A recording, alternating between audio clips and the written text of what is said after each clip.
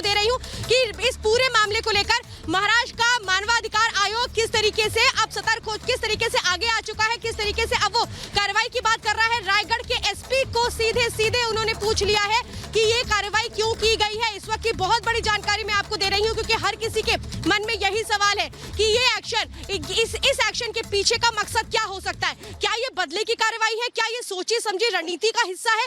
और इस वक्त आपको बता दें, महाराष्ट्र से ही ये बड़ी खबर आ रही है। हम अलीबाग में मौजूद है, यहाँ से हम लगातार आपको बड़ी जानकारी दे रहे हैं। और इस वक्त आपको बता दूं कि रायगढ़ के एसपी को नोटिस भेज दिया गया है, जवाब मांग लिया गया है महाराष्ट्र के मानवाधिकार आयोग की ओर से, क्योंकि सीधा जिस तरीके से तमाम आरोप लगाए गए, तमाम सवाल खड़े किए गए, ये क्या मानवाधिकारों का उल्लंघन नहीं है। अब सीधा सवाल यहाँ पर कर लिया गया है। महाराष्ट्र के मानवाधिकार आयोग ने किससे सवाल किया है? एसपी रायगढ़ से। उनको ये बताना पड़ेगा कि ये कार्रवाई किस तरीके से की गई। ये जिस तरीके की कार्रवाई थी, जिस तरीके से अचानक आप घर पहुंचते हैं, बिना नोटिस दिए घर पहुंच जाते हैं और इसके बाद सीधे अपने साथ उस तरीके से आप लेकर के आते हैं जैसे कोई बहुत बड़े अपराधी हो। क्या इस पर अब स्पष्टीकरण और जवाब दे पाएंगे रायगढ़ के एसपी? वाकई ये बहुत अहम है और ये देखना भी होगा। स्वामी चक्रपाणी महाराज मेरे साथ जुड़े हुए हैं, उनका मैं दोबारा रुख करूंगी, लेकिन ये बहुत बड़ी जानकारी है। आप ये समझिए, पूरा देश इंतजार कर रहा है जब 3 बजे आज बॉम्बे हाई कोर्ट में अर्नब गोस्वामी की जमानत याचिका पर सुनवाई होनी है।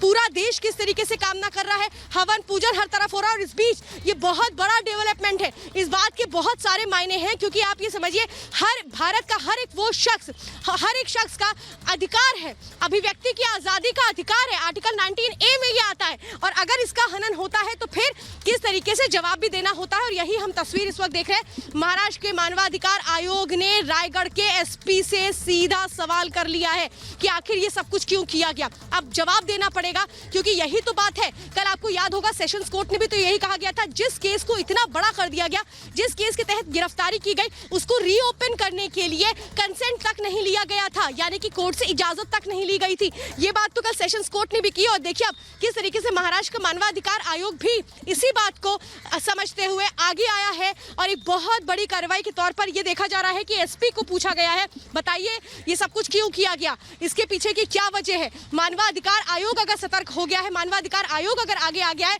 तो इसके बहुत बड़े संकेत हैं, इसके बहुत बड़े मायने हैं। और इन मायनों को समझना पड़ेगा कि महाराष्ट्र के मानवाधिकार आयोग को भी शायद कहीं ना कहीं ये लगता है कि जिस तरीके की कार्रवाई की गई अर्नब गोस्वामी के खिलाफ, वो सही नहीं है। और इसीलिए सीधा नोटिस दे दिया गया है रायगढ़ के एसपी को। और रायगढ़ के एसपी को अब उस नोटिस के जवाब में मानवाधिकार आयोग को ये बताना पड़ेगा कि अर्नब गोस्वामी पर ये जो कार्रवाई की गई है, जिस तरीके की कार्रवाई की गई, जिस तरह से अचानक घर पे पहुंचे, उसके बाद उनको उस तरीके से गाड़ी में बिठाया गया जैसे कोई अपराधी हो, ये बताना पड़ेगा कि आखिर ये कार्रवाई के पीछे का मकसद क्या है। क्योंकि 2 साल आपने इसी केस को तो क्लोज किया था, 2019 में इसी केस को तो क्लोज किया था, ये कहते हुए कि एविडेंस नहीं है।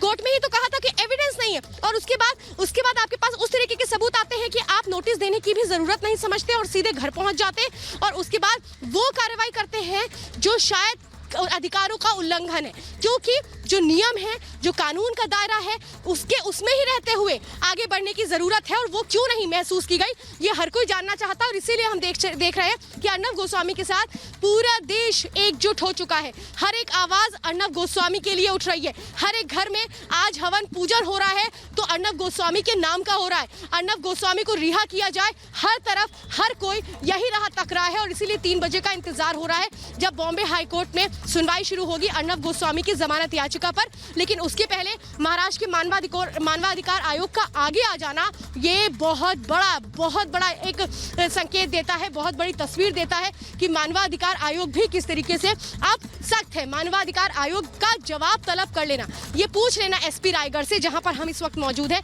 रायगढ़ में एसपी से ये पूछ लेना कि आप ये बताइए कि आप किस अधिकारों के तहत, किन बातों के तहत आपने इस तरीके की कार्रवाई की है। क्योंकि देखिए, अगर सम्मान दिया जाता, बुलाया जाता पूछताछ के लिए, तो वो एक प्रक्रिया का हिस्सा होता है। लेकिन इस प्रक्रिया के हिस्से को क्यों नहीं अपनाया गया? क्योंकि इसके पहले भी हमने यही देखा था कि अर्नब गोस्वामी को जब सम्मान किया गया, वो गए, हर बार उन्होंने पुलिस का सहयोग किया, हर बार लंबी पूछताछ का सामना किया। तो फिर इस मामले में क्यों नहीं उनको नोटिस दिया गया? इस मामले में क्यों तमाम नियमों को ताक पर रख दिया गया? इस मामले में क्यों नहीं जो सम्मान था वो देकर के पूछताछ के लिए बुलाया गया? क्योंकि यही तो प्रक्रिया है। गिरफ्तारी पर सवाल तो इसीलिए उठ रहे हैं क्योंकि गिरफ्तार सीधे इस तरीके से कर लेना, इस तरीके की गिरफ्तारी तब होती है जब पुलिस को लगता है कि आरोपी भाग जाएगा, जब पुलिस को लगता है कि जो एविडेंस है उनसे छेड़छाड़ हो सकती है या पुलिस को लगता है कि गवाहों को प्रभावित किया जा सकता है। लेकिन यहाँ तो ऐसा कोई मामला नहीं था, क्योंकि यहाँ तो क्लोजर रिपोर्ट फाइल हो चुकी थी और कल कोर्ट ने भी इस मामले को लेकर, सेशंस कोर्ट ने भी इस मामले को लेकर के एक बहुत बड़ा ऑब्जर्वेशन दिया है।